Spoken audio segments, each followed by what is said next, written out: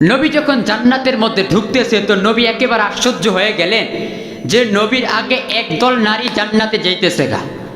তো নবীজি ওই নারী দলটাকে ডাক দিলেন, তোমরা দাঁড়াও। যখন ওই মহিলাগুলো দাঁড়ায় গেলেন, নবী ডাক দে বলে, তোমরা যে আমার আগে আগে জান্নাতে যাইতেছো, তোমরা কোন নবীর উম্মত? বলে, আমরা তো আপনার উম্মতই। বলে, আমার উম্মত তো আমার আগে জান্নাতে যাইতে পারবে না, তোমরা কেমনে যাইতেছো? কোন আমলের কারণে আল্লাহ তাআলা তোমাদেরকে জান্নাতের মধ্যে ঢুকায় ফেলতেছে? ওই নারীগুলো ডাকতে বলে, ও নবী আমার, ও মুহাম্মদ, আমরা যখন দুনিয়ার মধ্যে ছিলাম তখন আমরা বিবাহ করেছিলাম, কিন্তু বিবাহ করার পর একটা সন্তান হয়েছিল।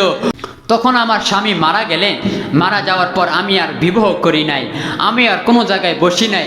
এই সন্তানের মায়ায় আমার যৌন শক্তিটাকে আমি কন্ট্রোল করেছি, আমার যৌন শক্তিটাকে আমি ধরে রেখেছি।